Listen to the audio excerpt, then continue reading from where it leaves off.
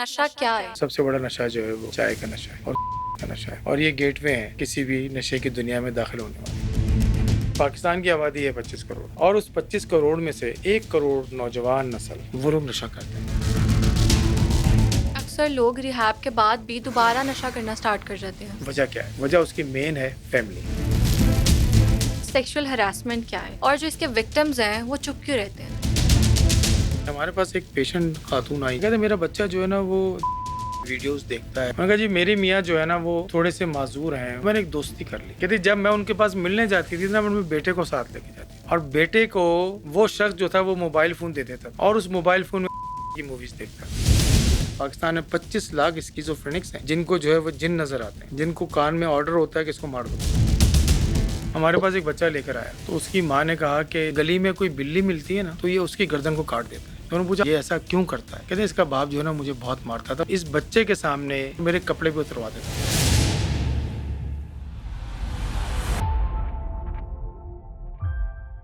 अस्सलाम वालेकुम everyone, you are watching TBT podcast and I am your host Noorul Sahar. Viewers, आज के पॉडकास्ट में हम बात करेंगे ड्रग एडिक्शन, सेक्सुअल हरासमेंट और माँ बाप को ओल्ड एज होम्स छोड़ने का बढ़ता हुआ रुझान। और इस पर बात करने के लिए हमारे साथ मौजूद हैं डॉक्टर सैयद इमरान मुर्तज़ा साहब। तो आइए अपने पॉडकास्ट का आगाज करते हैं। अस्सलाम वालेकुम सर। जी वालेकुम सलाम। कैसे हैं आप? अल्हम्दुलिल्लाह। सर, सबसे पहले तो ये बताएं कि नशा क्या है? अमूमन जो हम लोग ये समझते हैं कि नशा जो है ना वो कोई एक अय्याशी वाली चीज़ है, बिल्कुल। तो ये आधा सच है आधा झूठ है।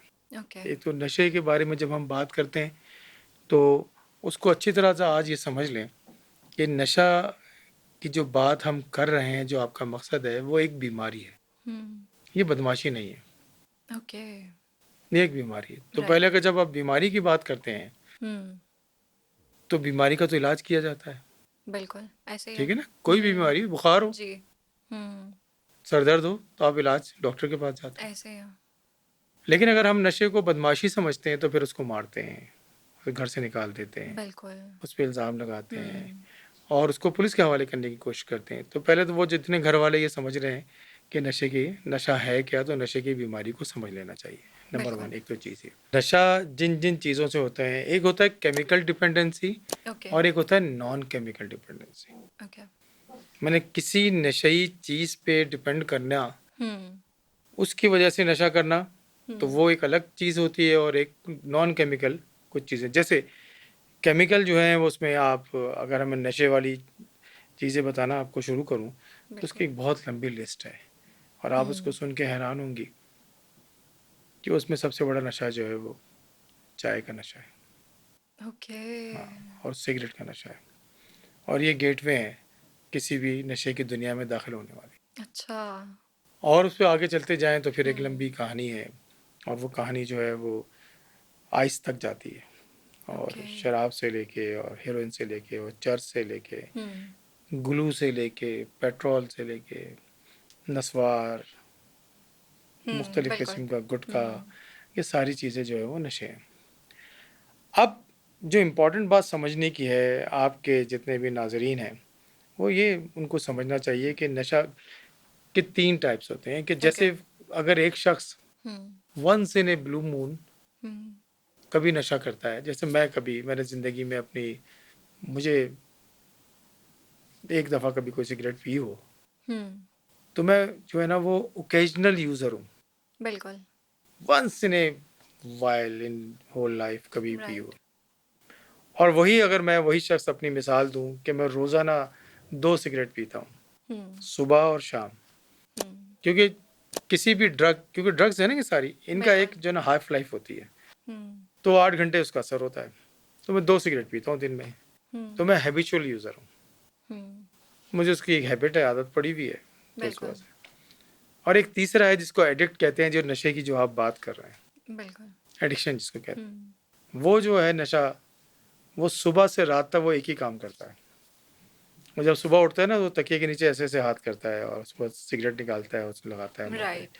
और फिर वो नाश्ते की मेज़ पे जाता है जब तक वो 3-4 पी चुका होता है। हम्म। फिर उसके बाद वो खाने पे तक जो है, ऑफिस जाने तक है, ऑफिस से आने तक है, वो 2-4-5 डब्बियाँ नशा कर लेता है वो। हम्म। ये वो लोग हैं कि जो जिनको हम एडिक्ट कहते हैं, जिनकी ट्रीटमेंट की ज़रूरत होती है, बिल्कुल। जिनको जो है ना रिहेबिलिटेशन प्रोसेस से गुजरने की ज़रूरत होती है, हुँ, तो इन लोगों की बात हम जो है ना हमें ज़्यादा करनी चाहिए। हुँ, पाकिस्तान की जो है ना वो एक बहुत बड़ी बदकिस्मती है। मैं समझता हूँ पाकिस्तान एक ऐसा मुल्क है कि जहाँ पे किसी भी किस्म का कोई नशा, जिसे बेसिक नशे कहते हैं, जैसे हेरोइन है, चर्स हुँ। है या और दूसरे नशे हैं, यहाँ ना बनते हैं ना पैदा होते हैं। अच्छा, ये ट्रैफिक होते हैं यहाँ पे सिर्फ। यहाँ ओके। से गुजरते हैं, किसी और जगह बनते हुँ, हैं, यहाँ पे लाके पैक किए जाते हैं, फिर यहाँ से किसी और मुल्क चले जाते हैं। ओके। उसका नतीजा ये है कि पाकिस्तान की आबादी है 25 करोड़, हुँ, ठीक है, और उस 25 करोड़ में से 1 करोड़ नौजवान नस्ल, वो नौजवान नस्ल जो प्रोडक्टिव एज में है, जी। वो नौजवान नस्ल जो 15 से 50-55 साल के हैं, हुँ, वो लोग नशा करते हैं और ये अच्छा। एडिक्ट्स हैं। मैं नशा हुँ, करने वाली की बात नहीं कर रहा, जिसको मैंने बिल्कुल। डिफाइन कर दिया, जो हुँ, एडिक्ट्स हैं। बिल्कुल। आप आप बहुत अच्छी तरह इस बात को समझते हैं कि अगर किसी घर में एक बच्चा जो यूनिवर्सिटी में पढ़ रहा है वो आइस पी रहा है, हुँ, आपका क्या ख्याल है कि वो, उसकी जो माँ है, क्या वो नॉर्मल एक्टिविटी कर सकती है अपने घर में? और नहीं कर सकती। ओके। उसका बच्चा नशा कर रहा है, हुँ, उसका बाप टीचर है, उसका बाप दुकानदार है, उसका बाप हुँ, डॉक्टर है, क्या वो अपने ऑफिस में कोई सही काम कर सकता है ज़िंदगी में? कभी कभी नहीं कर सकता। एग्ज़ैक्टली। उसकी बहन की शादी हो जाए, वो कहेंगे नशे ही की बहन है, बिल्कुल ऐसे ही है। ठीक है। हुँ, यहाँ तक मैंने देखा है अपनी ज़िंदगी में कि जो फैमिली पूरी की पूरी फैमिली होती है, वो ना शादी में जाती है, ना मस्जिद में नमाज़ पढ़ने जाती है, अच्छा। ना किसी से वो मिलते हैं, क्योंकि हुँ, लोग जो है ना बड़े पैथोलॉजिकल हैं। बिल्कुल।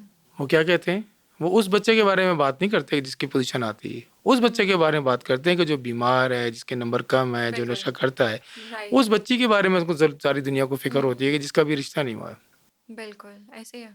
या उसके घर में कोई प्रॉब्लम है, उसके बारे में हम ज़रूर डिस्कस करते हैं। हुँ, तो फिर फैमिली क्या करती है, अवॉइडेंस बिहेवियर होता है उसका। हुँ, अब अगर आप इसको इस सिनेरियो में ले लें कि पाकिस्तान की आबादी में 1 करोड़ जवान लोग जो नशा कर रहे हैं, हुँ, अभी तो मैं फाइनेंशियल बर्डन पे बात ही नहीं कर रहा, मैं तो सिर्फ साइकोलॉजिकल बर्डन की बात कर रहा हूँ। बिल्कुल।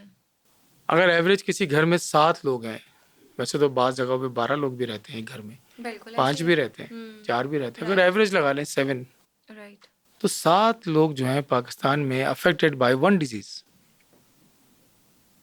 मल्टीप्लाई बाय 1 हुँ, करोड़, 7 करोड़ लोग एक बीमारी की वजह से अफेक्टेड हैं इस ओके मुल्क सर। में जिसकी आबादी 25 हुँ, करोड़ है। What does it means? It means कि 33% जो है ना पॉपुलेशन एक बीमारी की वजह से अफेक्टेड है, वो अपना पूरा काम ही नहीं कर रहे, बिल्कुल, और हम इस पे बात नहीं करते। ऐसे जब ही है। हम इस पे बात नहीं करते तो वो डिजीज बर्डन बढ़ जाता है, हुँ, डिजीज बर्डन बढ़ जाता है, और उसका नतीजा ये है कि उस घर में 2 बीमारियां ज़रूर होती हैं जिस घर में नशा होता है, एक ओके सर। डायबिटीज़ और एक हाइपरटेंशन। अच्छा। क्योंकि पेरेंट्स जो है ना वो 24 आवर्स स्ट्रेस में रहते हैं। आप हुँ, ज़रा सोच के देखें ना कि एक बच्चा है, इस यूनिवर्सिटी में पढ़ रहा है, बिल्कुल। अल्टीमेटली वो नहर किनारे जनाब वाली बैठ के नशा कर रहा है, हुँ, तो उस माँ पे क्या बीतती होगी जिसके पैदा होने पे उसने मिठाइयाँ बांटी थी, एग्ज़ैक्टली ऐसे ही है। हुँ, ठीक है ना। हुँ, और उसके लिए बड़ी उम्मीदें थी कि ये बच्चा जो है ना बड़ा होकर ये करेगा और वो करेगा, हुँ, अल्टीमेटली वो, अब वो तो ख़ानदान को मुंह दिखाने का लायक नहीं रहेगी, राइट। तो क्या उसका हाइपरटेंशन नहीं होगी, क्या उसका ब्लड प्रेशर हुँ, हाई नहीं रहेगा, क्या उसके बाप को डायबिटीज़ नहीं होगी, क्या वो अपने ऑफिस में पूरी तरह से काम कर सकता होगा? नहीं। मैं नबी पाक सल्लल्लाहु अलैहि वसल्लम की हदीस आपको सुनाता चलूँ, क्योंकि मैं ये समझता हूँ कि मेरे लिए और आप सब के लिए हुँ, कोई रोल मॉडल शख्सियत है तो करीम आका सल्लल्लाहु अलैहि वसल्लम की बेशक। शख्सियत है। करीम आका एक दिन मस्जिद नबी में तशरीफ़ फरमा थे।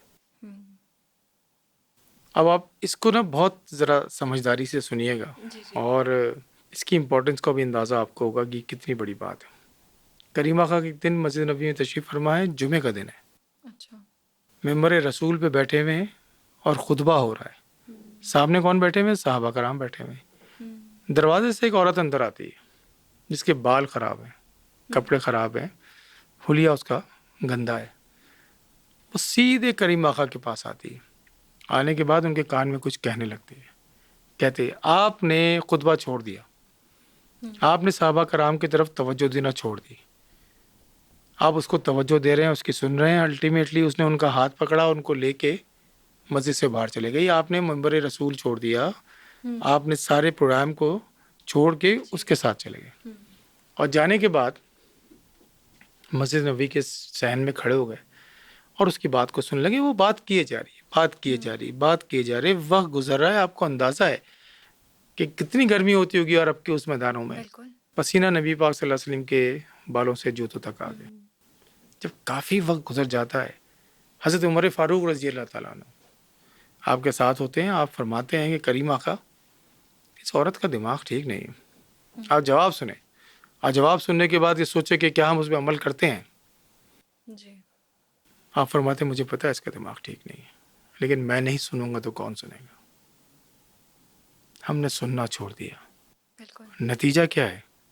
नतीजा यह है कि जब बच्चा नशा करता है तो मोहल्ले वाले बताते हैं आफ्टर 10 ईयर्स। माँ बाप को तो पता ही नहीं होता वो गोली करा रहा है, राइट। क्योंकि माँ बाप के पास टाइम नहीं है, वो पॉडकास्ट देख रहे हैं। ठीक है, वो जो है ना वो मोबाइल फ़ोन का इस्तेमाल है। बिल्कुल। और नतीजा ये है कि जब बच्ची को तलाक होने वाली होती है ना, उसके बाद पता चलता है कि काम तो ख़त्म हो गया। एग्जैक्टली। और उसकी वजह सिर्फ और सिर्फ यही है कि हम टाइम नहीं देते, हम सुनते नहीं। और सुनते किसको नहीं है? Close ones. शादी से पहले माँ बाप को, ना माँ बाप बच्चों को सुनते हैं, ना बहन भाइयों को सुनते हैं, और शादी के बाद मियाँ बीवी नहीं सुनते। इसी वजह से तलाक का रेशियो देख लो इस वक्त माशरे में क्या है। मैंने अपने बचपन में कभी तलाक का नाम नहीं सुना था। अभी रिसेंट पास में इसी तरह से मुझे एक टीवी प्रोग्राम में बुलाया, तो मेरी दीवार, फाउंटेन हाउस की जो दीवार है वो सेशन कोर्ट की दीवार है। अच्छा। तो मैंने थोड़ी स्टडी की, तो मैंने सोचा कि तलाक के मौजूद भी बात करनी तो रीजन भी पता होना चाहिए, स्टैटिस्टिक्स पता होनी चाहिए। तुम सुन के हैरान हो जाओगे। मैंने कराची की बात नहीं कर रहा, मैं लाहौर की बात नहीं कर रहा, मैं फैसलाबाद शहर की बात कर रहा हूँ। मैंने एक स्टडी पढ़ी और स्टडी ये थी कि तलाक जो है 1920 में जो है जी 25,000 शादियाँ हुई फैसलाबाद जो रजिस्टर्ड हुई, 20,000 जो हैं वो तलाक हुई और 7,000 खुला हुए। ओके। यानी कि जोड़ने पे कम तादाद है जोड़ने वाली और तोड़ने वाली तादाद ज़्यादा है। करीम आका सल्लल्लाहु अलैहि वसल्लम की हदीस है कि शैतान को सबसे ज़्यादा खुशी होती है कि जब मियाँ बीवी में कॉन्फ्लिक्ट क्रिएट होता है। बिल्कुल राइट, ऐसे ही। इसकी मेन रीज़न क्या है? मेन रीज़न जो है वो सुनना छोड़ दिया। अब सुनेंगे तो मसले हल निकलेंगे ना, हम अब डिस्कस करेंगे तो मसले का हल निकलेगा। राइट। इसी तरह से ड्रग एडिक्शन है कि हम उस पर बात ही नहीं करना चाहते। दिन भर हम बैठ के इमरान खान, नवाज शरीफ करते रहते हैं रात को टीवी पे। हम कभी ये बात नहीं करना चाहते जो हमारे घर घर का मसला है। अच्छा, मेंटल हेल्थ, क्योंकि ये सारी बात मेंटल हेल्थ पे हो रही है और ड्रग एडिक्शन की बात हो रही है। आज से कुछ महीने पहले तक वर्ल्ड साइकेट्रिक एसोसिएशन जो है उसने कि जो स्टैटिस्टिक बताती हैं वो कहते हैं कि 25% जो पॉपुलेशन है दुनिया की वो कहीं ना कहीं मेंटल इलनेस का शिकार है। ओके। या हो चुकी है या है। राइट। तो 25% का मतलब क्या हुआ? अगर दुनिया की आबादी 8 अरब है तो 2 अरब लोग, ठीक है, कहीं ना कहीं इसका मतलब क्या है कि हर 4 में से एक। अगर यहाँ पे 4 लोग हैं में से एक, ठीक है, तो पाकिस्तान की आबादी कितनी है? 25 करोड़। इसके मतलब तकरीबन 7 करोड़ लोग मेंटल इलनेस का शिकार कहीं ना कहीं मौजूद हैं। अच्छा, मैं तो इससे अगली बात कहता हूँ, और अगली बात ही मैं कहता हूँ, और मैं चाहता हूँ कि आपके पॉडकास्ट से लोगों को ये बात बहुत क्लियर समझ में आ जाए जी कि दिमाग की बीमारी सिर्फ उस शख्स को हो सकती है कि जिसके पास दिमाग हो। नंबर 1 क्राइटेरिया और सिंगल क्राइटेरिया। तो जितने लोग ये प्रोग्राम देख रहे हैं ना, आज के बाद किसी और को पागल ना कहें। क्यों? विद इन सेकेंड बीमारी आती है कि जहाँ पे गुस्सा है, जहाँ पे लड़ाई है, जहाँ पे लोग एक दूसरे को सुनते नहीं हैं, जहाँ पे जो है ना वो ब्लेम गेम्स हैं, जहाँ पे रिश्ते टूट रहे हैं। अच्छा, तुम देखो कि मज़े की बात क्या है। मज़े की बात ये है कि हम करीम आका सल्लल्लाहु अलैहि वसल्लम से मोहब्बत का इजहार करते हैं, दिन भर हम कहते हैं कि हम बड़े आशिक़ रसूल हैं। अगर आप किसी भी अदालतों में चले जाए ना तो 2 केसेस आपको सबसे ज़्यादा मिलेंगे। जैसे मैं हमेशा इसलिए जिक्र करता हूँ सेशन कोर्ट की, क्योंकि हमारी दीवार के साथ है वो।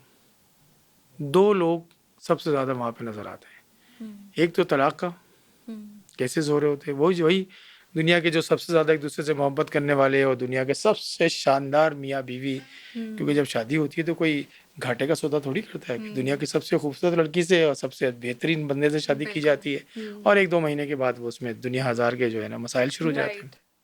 उनके केसेस नजर आते हैं। और दूसरा, जायदाद के मसले के केस नजर आते हैं।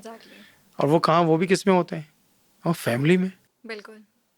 और दोनों के लिए फैमिली ही इन्वॉल्व है। ऐसे तो हम जब सुनते नहीं है, एक ही हदीस पे अमल कर लें, सुनना शुरू कर दें, तो बहुत सारे मसाइल जो है ना वो आपके फिर खत्म होने लगेंगे, मसले का ये।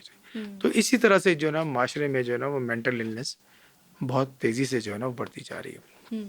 अच्छा डॉक्टर साहब, ये बताएं कि कौन सी ऐसी इब्तदाई अलामात हैं जो बताती हैं कि बंदा ड्रग एडिक्शन की तरफ जा रहा है? देखिए, सबसे जो इम्पोर्टेंट बात है कि ड्रग एडिक्शन जब हो जाती है तो सारे बिहेवियर चेंज होती है। बिहेवियर की बीमारी है ना, बिहेवियर। अगर फर्ज करें कोई शख्स जो है वो नशा लेता है, वो नॉर्मल काम कर रहा है। अच्छा, इस जब एडिक्शन हो जाती है तो जिंदगी के जो 5 डायमेंशंस हैं वो तबाह हो जाते हैं। ओके। और वो 5 डायमेंशन क्या है? नंबर 1 उसमें जो है ना वो मेंटल हेल्थ उसकी है, वो ख़राब हो जाती है। एग्रेशन, गुस्सा, नींद का ना आना, ये ख़ास निशानियाँ होती हैं। दूसरा, वो सोशल कॉन्टैक्ट उसका ख़त्म होने शुरू हो जाते हैं, उसके रिलेशनशिप ख़त्म हो जानी शुरू हो जाती है। ओके। फिर उसके इकोनॉमिकल इश्यूज शुरू हो जाते हैं कि जब एक तो काम नहीं कर रहा है, ऊपर से नशा कर रहा है, राइट। या वो पढ़ नहीं रहा है, नशा कर रहा है, या मियाँ बीवी का रिलेशन है वो ख़राब है, तो वो आप समझ लीजिए इस तरह से। इसके अलावा उसकी स्पिरिचुअलिटी ख़त्म हो जाती है, उसके रिलेशंस हायर पावर से ख़त्म हो जाते हैं। बिल्कुल। सारी दुनिया कह रही है ये बहुत बुरी चीज़ है, सारी दुनिया कह रही है तुम्हें नुकसान पहुंचा रही है, सारी दुनिया कह रही है कि तुम्हारी सेहत तबाह हो गई है, तुम्हारी जो है ना कॉलेज ख़राब हो गया है, तुम्हारी यूनिवर्सिटी ख़राब हो गई है, तुम्हारी फैमिली लाइफ ख़राब हो रही है, तुम्हारे बच्चे रुल रहे हैं, तुम्हारे माँ बाप जो है ना जलील हो रहे हैं, लेकिन तुम नशा नहीं छोड़ रहे हो। कहता नहीं नहीं, मैं तो बिल्कुल ठीक हूँ। तो इसका मतलब है कि वो किसको फॉलो कर रहा है?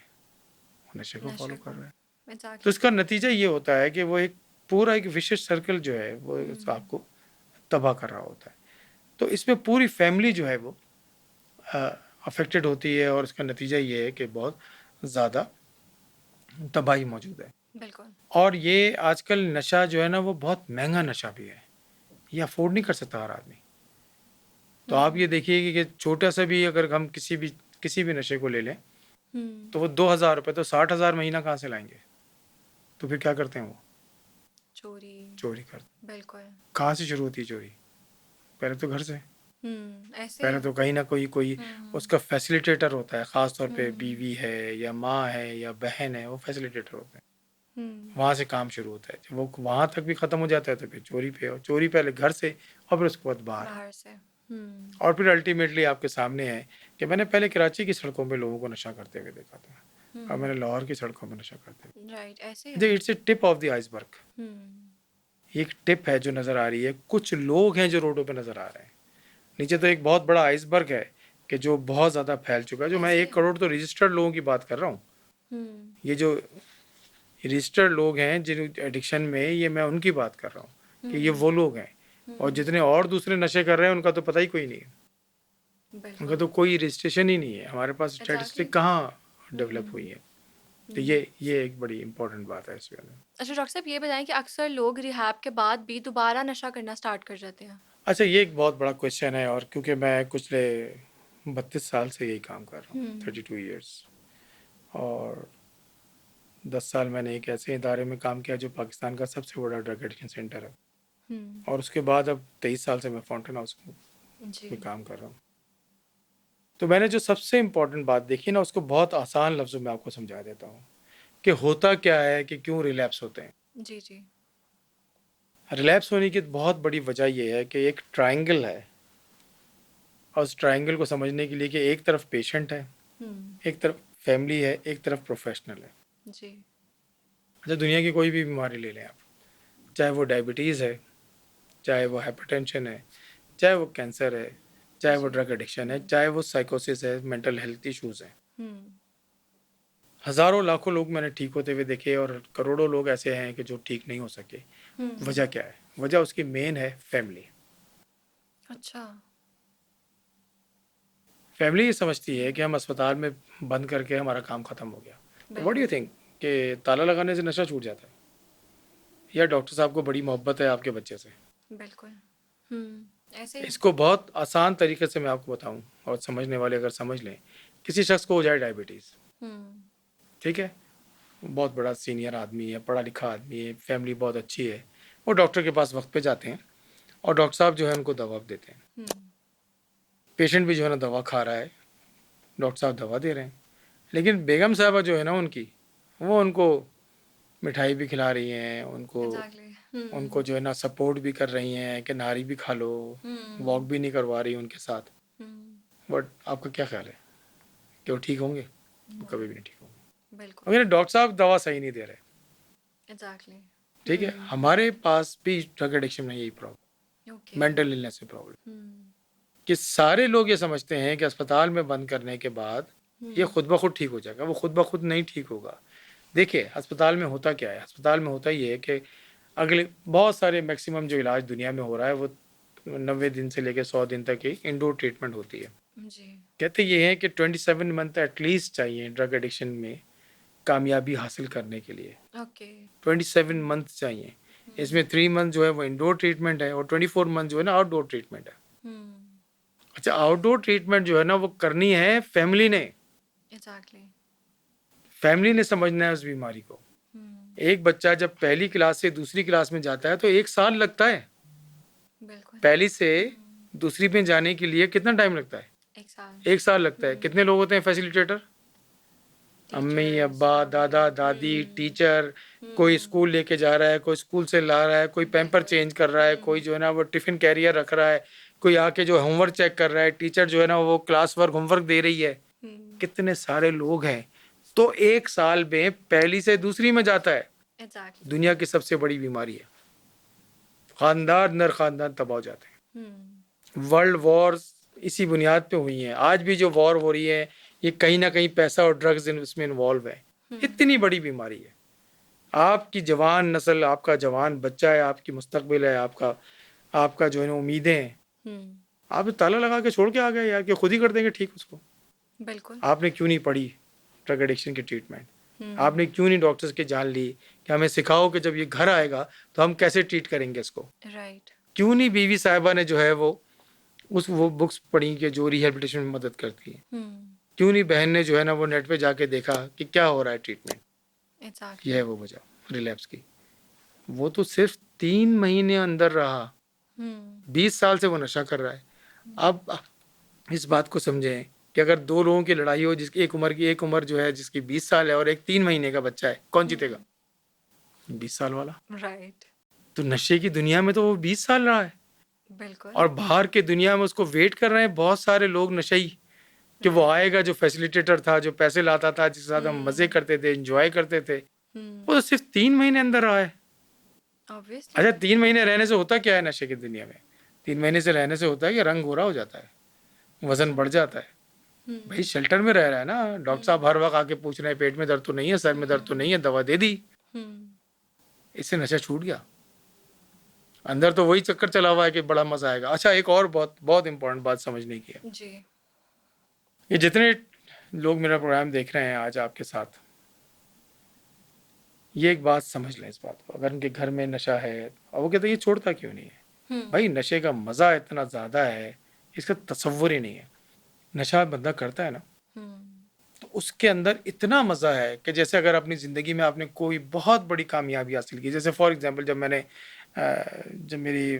एग्ज़ाम पास किया और मेरे नंबर आए तो मुझे बहुत ज़्यादा खुशी हुई। इसको मल्टीप्लाई करें 200 टाइम्स से, ये है नशे का मज़ा। तो भाई मैं आपके कहने पे नशा छोड़ दूंगा, अम्मी के कहने पे छोड़ दूंगा, बिल्कुल। ताला लगाने पे छोड़ दूंगा, इस मज़े को मैं छोड़ दूंगा। राइट। ठीक है, इस चीज़ को समझने के लिए एक पूरी टीम की तैयारी की ज़रूरत है। उसमें प्रोफेशनल्स और फैमिली दोनों मिलकर तैयारी करेंगे तो जब पेशेंट जब बाहर आएगा तो उसको वो सारे कॉन्सिक्वेंसेस को फेस करना पड़ेगा जो रिहैबिलिटेशन में मदद करता है। बिल्कुल। वो करते नहीं है तो रिलैप्स होता है। बिल्कुल। तीसरे दिन से रिलैप्स हो जाता है, चौथे दिन से रिलैप्स हो जाता है। 97% लोग रिलैप्स होते हैं। अच्छा, ये पाकिस्तान में नहीं होते, ये दुनिया में जो सबसे अच्छी इलाज गाय है ना, जिसको हेजल्टन कहते हैं, अमेरिका में मिनेसोटा मॉडल्स पे काम करते हैं वो करते हैं, वहाँ पे भी यही है। ओके। उसकी वजह यही है कि हम उसकी ट्रीटमेंट में फैमिली का रोल ही बहुत कम है। तो जो इदारे इस काम पे काम कर रहे होते हैं, तो मेरी रिक्वेस्ट होगी उन पेरेंट्स से, उन बहन भाइयों से, बीवियों से, शौहरों से, कि वो ट्रीटमेंट कराने से पहले ट्रीटमेंट की पूरी ट्रेनिंग प्रोग्राम में हिस्सा बन जाए, एग्जैक्टली, तो बहुत अच्छा होगा। दूसरी जो सबसे अहम बात है कि prevention is better than cure. Right. क्योंकि इतना महंगा इलाज, अब तो इतना महंगा सब कुछ हो चुका है।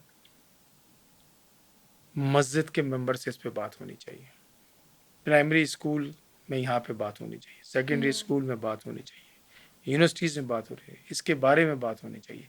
तो जिस सिलसिले में हम बात करते रहेंगे वो चीज़ें हमें जो है ना फ़ायदेमंद देती है। बिल्कुल। तो ये रोल हमें अदा करना पड़ेगा, कम्युनिटीज़ को खुद निकलना पड़ेगा, नहीं तो ये बर्बादी का रास्ता है। और पाकिस्तान की डिटोरिएशन के अंदर कई वजूहत लोग बात करते हैं, इसकी वजह से ख़राब हो रहा है पाकिस्तान, इसकी वजह से यहाँ तक पहुँच गया पाकिस्तान को ख़राब करने में मेन काम है इसका, ड्रग एडिक्शन का। सही कहा सर आप। अच्छा सर, ये बताएं कोई ऐसी सक्सेस स्टोरी किसी ने बहुत जल्दी ड्रग एडिक्शन को डिफीट कर दिया हो, एक स्टोरियाँ बहुत ऐसी हज़ारों। जो आपको हमेशा याद रहे। देखिए मेरे पास तो बहुत से लोग आते हैं जो बहुत बेहतर हो चुके हैं। उसमें जो सबसे बड़ा रोल है ना, वो फैमिली का है। जिन शख्सों को मैंने देखा है कि जो पेशेंट मेरे पास आए और वो रिहैब होके बेहतरीन ज़िंदगी गुजार रहे हैं अपनी, उसमें फैमिली का बहुत किरदार है। और फैमिली उनके साथ शाना बशाना मौजूद रही है और ट्रीटमेंट का हिस्सा बनी है पहले दिन से। ब्लेम गेम का हिस्सा नहीं मिली। ब्लेम गेम तो लगाना सबसे आसान काम है बिल्कुल कि तुम नशेई हो, तुम झूठे हो, तुम चोर हो, ये कहना तो बहुत आसान है, बिल्कुल। लेकिन साथ खड़ा होना बहुत मुश्किल है। अच्छा, वो साथ खड़ा किस तरह होते हैं? पैसे देके, किस अस्पताल में डाल के, या उसकी शादी करके, ठीक है ना। दुनिया में तो आजकल, पाकिस्तान में तो खास तौर पे, दुनिया का सारे मसलों का हल एक ही है। शादी। जो काम नहीं करता, जो काम चोर है, जिसको नजर नहीं आता सही, जो चल नहीं सकता, जो पढ़ नहीं सकता, इसके ऊपर जिम्मेदारी डाल दो तो ये ठीक हो जाएगा। ये वो शादी है। तो एक बंदे की पहली टांग टूटी हुई है नशे की जिंदगी में रहने की वजह से, तो दूसरी टांग भी टूट जाती है। जब शादी हो जाती है, एक और खानदान तबाह हो जाता है। एक खानदान, एक लड़की का खानदान तबाह हो जाता है, यार एक लड़के का खानदान तबाह हो जाता है अगर लड़की ड्रग एडिक्ट है। मैंने तो बहुत सारे पेशेंट्स देखे अपनी ज़िंदगी में और बहुत कामयाब ज़िंदगी गुजार रहे हैं। आप इस तरह की मैं बात करके मैं जिसमें, अच्छा एक और बात बताऊँ मैं जी जी, कि ये किसी एक तबके की बीमारी नहीं है, ये हर तबके की बीमारी है। ओके। हाँ, कहीं पे इसको जो है ना वो एक सैंबल के तौर पे इस्तेमाल किया जाता है, कहीं पे इसको ज़रूरत के तौर पे इस्तेमाल किया जाता है, कहीं पे दर्द को ख़त्म करने के लिए इस्तेमाल किया जाता है, ओके। और कहीं पे जो है वो किसी किस्म की जो है प्रॉब्लम्स को सॉल्व करने के लिए। क्योंकि जिन घरों में ना माँ बाप लड़ाई कर रहे होते हैं, वहाँ बच्चे नशा करते हैं फरार हासिल करने के लिए। बिल्कुल। तो मेरी रिक्वेस्ट है कि अगर शादी करनी है ना और लड़ाइयाँ करनी, तो शादी ना करना यार, ऐसे। क्योंकि बच्चे ज़रूर जाते हैं। मैंने उन बच्चों को देखा है कि उनको साइकेट्री का मर्ज भी होता है और ड्रग एडिक्शन भी होता है, क्योंकि फरार है। एग्जैक्टली ऐसे ही है। अच्छा डॉक्टर साहब, ये बताएं कि बच्चे अपने पेरेंट्स को ओल्ड एज होम्स क्यों छोड़ते हैं? अच्छा, ये वैसे बहुत बड़ी बदकिस्मती नहीं है। बिल्कुल। मैंने एक पेशेंट देखा अपने पास, और वो एक ऐसी लैंग्वेज बोलता था जिसको मुझे समझ में नहीं आती। अच्छा। या अंग्रेजी बोलता था। एक दिन एक बड़ी सी गाड़ी आई मेरे ऑफिस में और मैंने देखा कि काले शीशे लगे हुए हैं। तो एक औरत उसमें से बुर्का पहने हुए निकली और उसने घबरा के जो है ना वो किसी से पूछा कि ये बंदा सामने वाला कौन है। तो उन्होंने कहा जी हमें तो नहीं पता, आप डॉक्टर साहब से बात करें। तो वो मेरे ऑफिस में आ गई, उसने कहा कि दरवाज़ा बंद कर दें। तो मैंने जो है वो दरवाज़ा बंद कर दिया। मैंने कहा खैरियत है, आप किस तरह की बात करना चाहती हैं? कहती है जो आपके शीशे के बाहर से एक लड़का नज़र आ रहा है, आप इसको जानते हैं? मैंने कहा मैं नहीं इसको जानता, मैं तो कई साल से यहाँ पे काम कर रहा हूँ, लेकिन मैं तो सालों से इसको इसी तरह देखता रहा हूँ। ये कोई एक ऐसी लैंग्वेज बोलता है कि जो मुझे समझ में नहीं आती है। अंग्रेज़ी जब बोलता है तो हम समझते हैं इसको। उन्होंने कहा इसका नाम सलाउद्दीन है, मैं इसकी भाभी हूँ। मैंने कहा आप कहाँ थी? तो कहते मेरा शौहर मेरे साथ हैं, किसी मरीज़ को दिखाने हम आए हुए हैं, बताइएगा नहीं तो मार देंगे। हमें ये बताया गया था कि सलाउद्दीन तो मर गया है, और मेरे शौहर ने मुझे बताया था। क्योंकि सलाउद्दीन को एक ऐसी बीमारी हो गई थी, अमेरिका में एक इंस्टीट्यूट का हेड था। उसको ये ख्याल आने लगा था कि जब मैं घर आता हूँ तो पर्दा हिलता है, हम्म। और ये पर्दे के पीछे कोई होता है जो मेरी बीवी और बेटी से मिलता है। अच्छा। तो उसने अपनी बीवी और बेटी की गर्दन को काट दिया।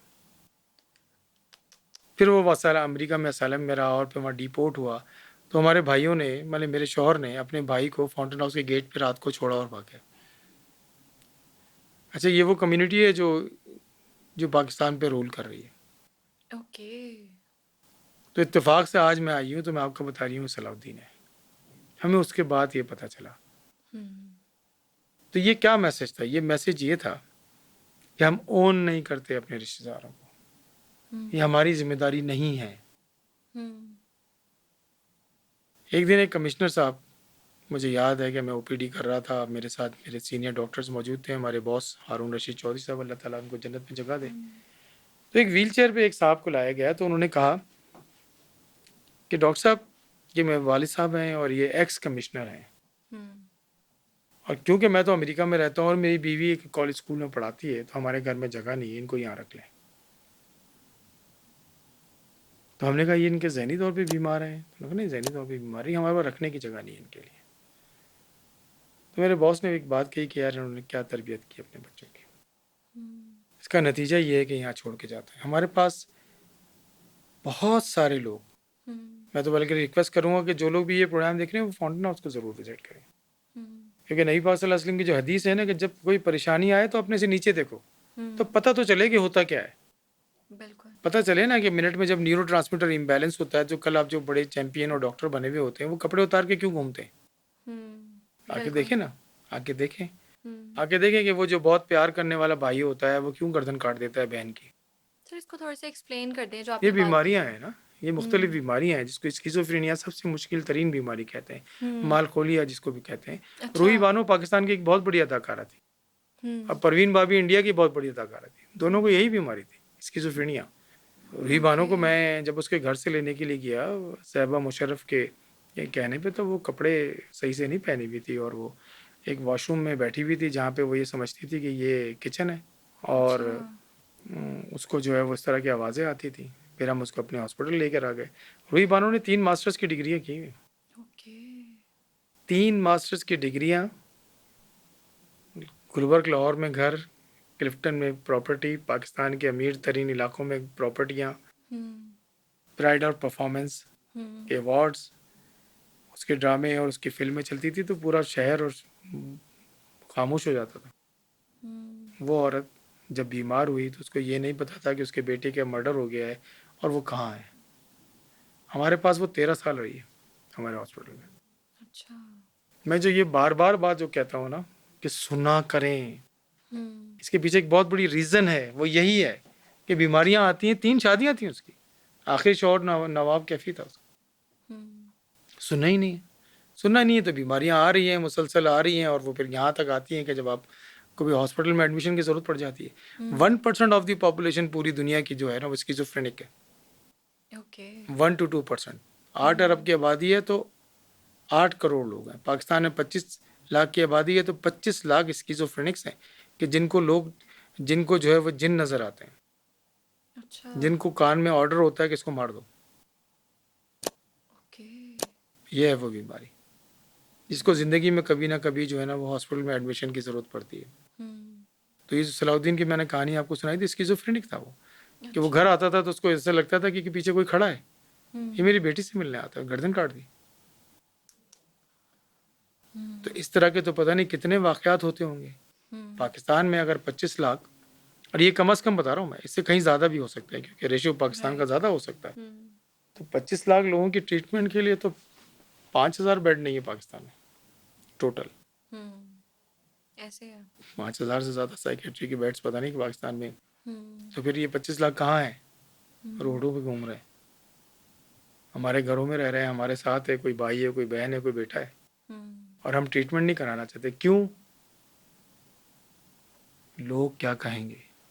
बिल्कुल ऐसे ही है। और लोग फिर जो कहते हैं आपको पता ही है। इसका नतीजा ये है कि घर बर्बाद हो रहे हैं। और क्योंकि हम तो वो कौम है कि जिस पे सबसे ज़्यादा जिनों का असर है, जिस लड़की की शादी नहीं हो रही होती उस पर जिन आ जाता है। बिल्कुल ऐसे ही है। ऐसे ही है ना। और जिसके नंबर नहीं आते उस पर तावीज़ हो जाता है। तो ये हमारा कौम है, जबकि इस बात के लिए 1450 साल पहले करीम आका ने मना करा। हम्म आज भी हम इस चक्कर में लगे हैं। हम्म हम ट्रीटमेंट की तरफ नहीं जाते, हम बाबों के पास जाते हैं। हमने एक स्टडी की अपने अस्पताल के अंदर, ओके और वो स्टडी ये थी कि जब हमारे पास अस्पताल में कोई पेशेंट आता है तो वो कब आता है, हम्म बीमारी के शुरू होने के बाद वो कब हमारे पास आता है, तो एवरेज 8 साल के बाद आता है।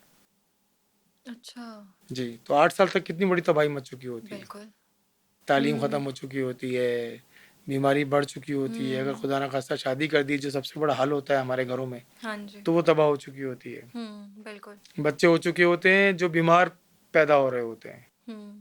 ऐसे ठीक है है, एवरेज 8 साल है, और उस दौरान वो 7 8 10 झूठे जाली बाबों के पास इलाज कराते रहे होते हैं, राइट और वो ट्रीटमेंट की तरफ आते नहीं। नतीजा ये है कि एक ख़ानदान नहीं तबाह हो रहा होता, वो 2 ख़ानदान तबाह हो रहे होते हैं। बिल्कुल तो आप अगर इस नज़र से देखें तो कितना बड़ा इसका जो है वो इम्पैक्ट है माशरे के ऊपर। एक और बीमारी है जिसको बाइपोलर कहते हैं, और वो बाइपोलर जो यंग लोगों में ज़्यादा होता है, कि एक तरफ उसको डिप्रेशन होता है और एक तरफ वो इतना हाई हो रहा होता है कि वो कह रहा होता है कि मैं सारा मुल्क मैं चलाऊँगा। अचानक वो बयान जारी करता है। वो बड़ा तकलीफ दी बीमारी है, यंग लोगों में होता है। वो भी 1 to 2% ऑफ द पॉपुलेशन है, वो भी 25 से 50 लाख लोग हैं। ओह माय गॉड और डिप्रेशन तो हर शख्स की कहानी है। ज़रा से नंबर नहीं आया तो डिप्रेशन हो गया, ज़रा सा ये नहीं हुआ, देर से आए तो डिप्रेशन हो गया, बिल्कुल टाइम पे काम नहीं शुरू हुआ तो डिप्रेशन हो गया। ट्रीटमेंट नहीं कराते, क्योंकि ट्रीटमेंट जो है ना वो लग जाती है, एक गोली लग जाएगी तुम्हें, नमाज पढ़ लो मसला हल हो जाएगा। अच्छा सर, आपने भी ओल्ड एज होम्स का जिक्र किया, तो कोई ऐसा दिल दहला देने वाला केस बताएं। हमारे पास एक खातून रहती थी, और उन्होंने तकरीबन 40-45 साल से वो रहते थे। उनके शौहर जो थे उन्होंने उन खातून को हमारे पास छोड़ा था, और वो जज थे उसी सेशन कोर्ट में। अच्छा और बाद में जो है ना उनका बेटा भी जज बन गया, और वो 45 साल से हमारे पास थी। अब वो रोज़ाना ना दरवाजे पे आती थी अस्पताल के, अच्छा और कहती थी मुन्ना आएगा मुझे लेने के लिए। हम कहते थे 2 बजे आएगा। 45 साल तक। अब आप ये सोचें कि कितनी तकलीफ दे बात है किसी माँ बाप, बिल्कुल कितनी तकलीफ दे माँ है कि उस माँ ने कैसे उस बच्चे को पाला होगा, जो बाद में इतना अच्छी पोजीशन पे आ गया। और इसी तरह से उनके शौहर थे जो छोड़ के चले गए। अच्छा, मैंने ना बहुत सारी ऐसी चीज़ें सुनी, और आजकल जो ये जो हमारा माशरा जो डिटोरिएट हो रहा है, और सेक्सुअल हैरेसमेंट और के बाद से पहले ये जो आजकल हम हमारे माशरे में बहुत ज़्यादा तब्दीली मैंने देखी। और वो ये जो हमारे वीडियोस पे यूट्यूब पे जो हम पोर्नोग्राफी कर देख रहे होते हैं मुसलसल, उसका जो तबाहकुन नतीजा है। मैं आपको एक स्टोरी सुनाना चाहता हूँ कि हमारे पास एक पेशेंट खातून आई जो बहुत समझदार लग रही थी। उनके साथ एक साहब मौजूद थे, और एक बच्चा था कुछ 16 साल का 17 साल का। तो जब उनको लेकर आए तो वो बड़ा रो रही थी कि मेरे बच्चे का इलाज करें, मेरा बच्चे का इलाज करें। तो मैंने उनसे जो है ना वो पूछा कि बच्चा क्या करता है। कहते मेरा बच्चा जो है ना वो इसी तरह की वीडियोस देखता है, और इस वजह से उसकी पढ़ाई भी ख़राब हो गई है, और इस तरह किया। तो मैंने कहा आप ना पहले अपनी सेहत का ख्याल रखिए, क्योंकि मुझे आप शक्ल से लग रही हैं कि आप बहुत स्ट्रेस में हैं, बीमार हैं। अगर आप बीमार रहेंगे तो उसका इलाज क्या करेंगे। बिल्कुल तो मैं ये समझा कि उनके साथ जो मर्द हैं वो उनके शौहर हैं। तो मैंने कहा भाई आप अपनी बेगम का भी ख्याल करें, बच्चे का ख्याल करें, मेरे ऑफिस में ये बात हो रही। तो उन्होंने कहा कि नहीं नहीं नहीं, मैं तो प्रोफेसर हूँ, ये तो हमारी पड़ोस में रहती हैं, तो मैं इनको हेल्प के लिए लेकर आया हूँ। अच्छा तो मैंने उनसे पूछा कि थोड़ी सी हिस्ट्री के लिए। तो फिर मेरे प्रोफेसर साहब को बाहर भेज दिया, और अपनी टीम को मैंने बुलाया जो मेरे साथ काम करते हैं, कि ज़रा इनकी हिस्ट्री लें और इनसे पूछें। आप सुन के हैरान हो जाएंगे वो हिस्ट्री क्या थी, वो पोर्नोग्राफी शुरू कैसे हुई। उन्होंने कहा जी मेरे मियाँ जो है ना वो थोड़े से माजूर हैं, वो जाते कहीं नहीं है, तो मुझे तो ज़रूरत थी मर्द की, तो मैंने एक दोस्ती कर ली। अच्छा मैंने जो है ना वो एक दोस्ती कर ली एक साहब से। तो मैं जो आपको आज इतना रोते हुए नज़र आ रही हूँ ना, उसके पीछे रीज़न ये है कि उसने मुझे, वो बेवफा निकला। मेरे साथ उसके मुख्तलिफ़ किस्म के रिलेशंस थे। अब मैं उस खातून को देख के और अपनी टीम को देख के हैरान कि वो क्या बात कर रही है। कहती जब मैं उनके पास मिलने जाती थी ना, मैं अपने बेटे को साथ लेके जाती थी। और बेटे को वो शख्स जो था वो मोबाइल फ़ोन दे देता था अच्छा, और उस मोबाइल फ़ोन में वो उस तरह की मूवीज़ देखता था। ओके। तो नतीजा क्या निकला? नतीजा ये निकला है, एक तो वो बेवफ़ा निकला तो ये इन्होंने खुदकुशी की कोशिश की। हुँ, दूसरा बेटे को एडिक्शन हो गई है उस तरह की मूवीज़ देखने का। हुँ, तो आप ये देखिए कि वो जो गैप्स हैं कि जी, जब उस शौहर ने अपनी बीवी को टाइम नहीं दिया तो कोई हुँ, और बंदे ने उसको टाइम देना शुरू कर दिया। नतीजा बिल्कुल, डिज़ास्टर कि वो राइट। माँ जो है वो खुदकुशी कर रही है, बच्चा जो है वो एडिक्शन में पड़ गया है हुँ, हुँ, और वो पूरी की पूरी फैमिली जो है ना वो तबाह हो गई। हुँ, इसी तरह से एक बीमारी को मैंने देखा है, एक लड़की हमारे पास लाई गई और वो लड़की जो थी ना वो बहुत ज़्यादा बीमारी के आलम में थी और ख़ुदकुशी की कई दफ़ा उसने कोशिशें की थी। हुँ, तो पता चला कि उसकी माँ ने कहा कि दरवाज़ा बंद कर दें, हम आपसे बात करना चाहते हैं। हुँ, कहते हैं इसको ना इस पता नहीं ये ख़्याल क्यों आता है कि ये इसको प्रेगनेंसी हो गई है। तो मैंने कहा चेक करा लें अगर ऐसी बात है। कहते थे तो हुँ, शादी नहीं हुई है। हुँ, तो हमने उनसे पूछा कि अगर शादी नहीं हुई है तो ये कहती है, तो हमें टेस्ट जब उससे किया तो पता चला कि उसको वही ज़हनी बीमारी है कि जिसमें उसको ये ख़्याल आता है कि हुँ, मुझे प्रेगनेंसी हो गई है। अब वो बड़े मज़े से ये बात करती है। हमारे माशरे में ये बात करना कि कितना ख़राब है। बिल्कुल ऐसे ही उसके है। नतीजे में हुआ ये कि बाप ने उस लड़की को एक कमरे में बंद कर दिया और अलाउ नहीं किया कि ये बाहर निकलेगी कहीं, क्योंकि उसको तो ये शक हो गया। हुँ, नतीजा ये हुआ कि डिप्रेशन में बाप गया, बाप ने जो है ना खुदकुशी कर ली। Oh my God! उस लड़की की वजह से उसकी जो 2 और बहनें थी उनकी शादी नहीं हुई। अल्लाह! उसकी जो माँ थी उसको भी डिप्रेशन हो गया। हुँ, अल्टीमेटली वो भी किसी बीमारी की वजह से मर गई। हुँ, अब तुम सुनो ज़रा, थोड़ी से पीरियड में 2-3 साल के अंदर ये हुआ है। तो फिर हुँ, कोई लोगों ने पकड़ के उस लड़की को हमारे पास लेके आए। हमने कहा भाई इसका इलाज करें। हुँ, उसका इलाज नहीं कर रहे, उसको कमरे में बंद कर दिया माशरे के तानों की वजह से। और नतीजा ये हो कि पूरा खानदान की मिज़री देखें ज़रा आप, बिल्कुल, कितनी बड़ी ये मिज़री है, बिल्कुल। कितनी बड़ी ये मिज़री है। हुँ, उसका नतीजा क्या निकला कि वो बेचारी, वो पूरा ख़ानदान अगर उस नेचुरली इसका बाप उसको ट्रीटमेंट की तरफ लेके आता, कमरे में बंद करने के बजाय उसकी भी जान बच जानी थी, राइट। माँ की जान बच जानी थी। और वो जो 2 बहनें घर में रह के और स्ट्रेस में चली गईं, हुँ, बीमारी में चली गईं और वो लड़की स्किज़ोफ्रेनिया के मरीज़ इस बदतर हालत में नहीं देखते हम उसको। बिल्कुल ऐसे ही है। तो हुँ, मेरी रिक्वेस्ट वही है कि ट्रीटमेंट की तरफ आना चाहिए। हुँ, राइट। हमारे पास एक बच्चा लेकर आया, हुँ, तो उसकी माँ ने कहा कि इसको जल्दी से चेक कर लें। तो हमने कहा थोड़ा इंतज़ार कर लें। कहते मैं अपने वालिदैन से छुप के इसका इलाज कराने आई हूँ। तो मैंने कहा भाई हमें ये बताएं कि इस बच्चे को है क्या? हुँ, कहते इसको गुस्सा बहुत आता है। अच्छा बच्चा कितना बड़ा? 10-11 साल का। तो मैंने कहा छोटा सा बच्चा है, गुस्सा क्यों आता है? कहते जो गली में कोई बिल्ली मिलती है ना तो ये उसकी गर्दन को काट देता है। हमारे घर में हुँ, कुछ तोते थे जिनको उसने उनकी गर्दनों को मुंह में रख के काट दिया। अल्लाह! तो हमने कहा ये कैसी आप बात करी, क्या हुआ ऐसा? हुँ, कहते इसको ज़रा बाहर भेज दें। हमने कहा बाहर भेज दिया। तो उन्होंने पूछा आपको हुआ क्या है, ये ऐसा क्यों करता है? कहते इसका बाप जो है ना मुझे बहुत मारता था, उसने मुझे तलाक दे दी है। और वो ये हुँ, करता था क्योंकि खुद नशा करता था और दूसरे गलत काम करता था। तो वो अब इस बच्चे के सामने मुझे खड़ा करके पिटाई करता था और मेरे कपड़े भी उतरवा देता था और इस बच्चे से कहता था देख तेरी माँ बर्द किरदार है।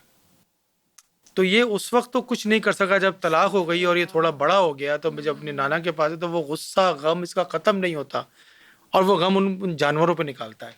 तो इसकी ट्रीटमेंट करें खुदा के वास्ते डॉक्टर साहब। हुँ, आप सोचें हमारा ये माशरा सो कॉल्ड मुसलमान माशरा, इसमें भी मैं वही कहूँगा कि उसके बाप का इलाज कराना चाहिए था, हुँ, उसके बाप की ट्रीटमेंट करानी चाहिए थी, राइट। उसके नशे का इलाज कराना चाहिए था, उसको समझाना हुँ, चाहिए था, तो ये डिज़ास्टर नहीं होता। हुँ, इस तरह की कोई हज़ारों कहानियाँ हमारे पास मौजूद हैं हुँ, कि हम जो है ना वो ज़िंदगी में ये रोज़ देखते हैं, ये रोज़ होते हुए देखते हुँ, हैं। और मैंने देखा है कि जहाँ पे लोग जल्दी से माफ़ कर देते हैं, माफ़ी माँग लेते हैं, जो लोग शुक्रगुज़ार होते हैं अल्लाह के रसूल के, करीम आका सल्लल्लाहु अलैहि वसल्लम की उम्मत में पैदा होने के, अपने वालिदैन के, अपने टीचर्स के, रूहानी वालिदैन के, अपने बहन भाइयों के, वो बच्चे जो अपने बहन भाइयों को गिफ्ट देते हैं, हुँ, वो जो बगैर मतलब के पड़ोसी को सलाम करते हैं, वो जो अपनी टीचरों के प्राइमरी सेकेंडरी टीचरों के पास जाके तोहफे देते हैं, वो जो अपने मुल्क के लिए कुछ ना कुछ करना चाहते हैं, जो अपने मोहल्ला साफ रखते हैं, इनको जहनी बीमारी नहीं होती। तो जहनी बीमारी होने की बहुत सारी वजूहत हैं। एक तो इनहेरिटेंस में आती है बीमारी, ख़ानदान में आती है। दूसरा माशरा चारों तरफ का। अब वो माँ देखे ना, जो जिसका शौहर एक तो उसको मारता था, उसके साथ बच्चे के साथ क्या किया, बच्चा क्या कर रहा है आगे से, क्या वो क्रिमिनल नहीं बनेगा? बिल्कुल बनेगा वो तो। क्या करेगा? एग्जैक्टली। हमारे पास बच्चे लाए जाते हैं, बेटियां लाई जाती हैं, जिस्म जले हुए होते हैं उनके, जंजीरों से बांध के लाते हैं। अल्लाह। जिन आया हुआ है, वही जाली बाबे। तो ये मैंने आपको बताया। अच्छा, एक स्टडी और की जो बड़े, हम अपनी बात भी ख़त्म करेंगे कि हम स्टडी की कि कौन है जो हमारे पास एडमिशन के बाद सबसे ज़्यादा फॉलोअप में आता है। कौन सा रिश्ता ऐसा है कि कोई अपने रिश्तेदार को छोड़ के जाता है तो कौन देखने आता है, कौन मिलने आता है? तुम हैरान होगी। स्टडी क्या कहती है? स्टडी ये कहती है कि 90% केसेस में आखिरी वक्त तक माँ आती है बस।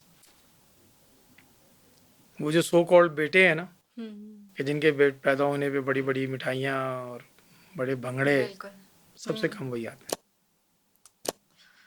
सबसे कम वही आते हैं। और जैसे ही मामलात बहुत ख़राब होते हैं, सबसे पहले छोड़ के जाने वाली बीवी होती है। बिल्कुल ऐसे ही है। ये हम रोज़ देखते हैं अपने पास होते हुए। तो ये माशरती जो इश्यूज़ हैं, इन पे हम जब तक बात नहीं करेंगे, शुक्रगुजारी नहीं सिखाएंगे, माफ़ करना नहीं सिखाएंगे, माफ़ी मांगना नहीं सिखाएंगे, तो ये बीमारियां बढ़ती जाएंगी। ऐसे और है। जैसे मैंने आपको शुरू में ही बात बताई है कि हम ये रोज़ की कहानी है और घर घर की कहानी है, और उससे अगली बात ये है कि हर शख्स की कहानी है। ऐसे। क्योंकि अगर आपके पास दिमाग है तो भाई दिमाग की बीमारी हो सकती है। जैसे आंखों की बीमारी सिर्फ उसी शख्स को हो सकती है ना, जिसके पास आंखें आंखें ऐसे। ना हो तो कैसे चश्मा लगेगा? अच्छा डॉक्टर साहब, ये बताएं कि सेक्सुअल हरासमेंट क्या है और जो इसके विक्टिम्स हैं वो चुप क्यों रहते हैं? लेकिन मैं आपको दो बातें बताऊं। सबसे ज़्यादा जो सेक्सुअल हेरासमेंट होती है, वैसे होती तो वो फीमेल्स औरतों के साथ है, जी ऐसे। लेकिन इसके विक्टिम जो है ना वो बच्चे भी हैं, और बिल्कुल इवन इसके विक्टिम जो है ना वो मर्द भी हैं। ऐसे ही है। मर्दों का एक ग्रुप तो बहुत ज़्यादा विक्टिम है, जिसको ट्रांसजेंडर कहते हैं, ठीक है ना, उनका विक्टिम है। अच्छा, बीबीसी की एक रिपोर्ट मैंने रिसेंट पास में पढ़ी है अभी थोड़ी दिनों पहले, और उसमें कहा कि जो सेक्सुअली तौर पे जो एब्यूज़ है, वो सबसे ज़्यादा जो फीमेल जिसको फेस करती हैं, वो अपने क्लोज रिलेटिव से करती हैं। एग्जैक्टली ऐसे है। और वो क्लोज रिलेटिव कौन है? वही जो अंकल, चचा, पप्पू, खाला, कज़न, सबसे ज़्यादा जो कज़न इजी एक्सेस जिसकी है। अच्छा, मैं इसको थोड़ा सा और भी आगे बढ़ाना चाहता हूँ, जो मेरा अपना एक्सपीरियंस है।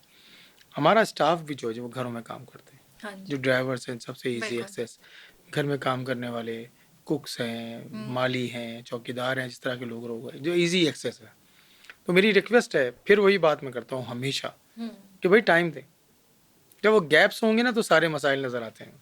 ऐसे अगर है। आप टाइम देना शुरू कर देंगे तो बहुत सारी डिस्कशन हम करते रहेंगे, और नतीजा ये है कि फिर हमें प्रॉब्लम्स का पता चलता जाएगा। तो बिल्कुल। सेक्सुअल हेरेसमेंट जो है ना, वो खाली ये पाकिस्तान का मसला नहीं है, ये पूरी दुनिया का मसला है। हमारे पास जो एक एलिमेंट है ना, वो जो एक मर्दानगी का, झूठी मर्दानगी का एलिमेंट है, वो भी एक मौजूद है हमारे पास।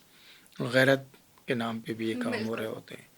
तो ये भी सारी चीज़ें, तो ये फिर वही दो जगह मैं हमेशा कहता हूँ कि आप मेंबर रसूल से ये बात करें, बार बार करें, और स्कूल टीचर्स, क्योंकि लोग इम्पैक्ट इसका सबसे ज़्यादा आ रहा होता है। आप बात करेंगे तो होगा। और आप जैसे टीवी लोग, टीवी का प्रोग्राम जो करते हैं, जो पॉडकास्ट करते हैं, टीवी प्रोग्राम करते हैं, तो ये सदका जारिया है कि जब से रास्ता, भाई एक हमारे इस प्रोग्राम के थ्रू अगर एक आदमी ने भी कोई अच्छी बात समझ ली है, तो मैं तो समझता हूँ मेरी बख्शिश हो जाएगी। राइट। और उम्मीद है कि आपकी भी, बाकी टीम की भी हो जाएगी।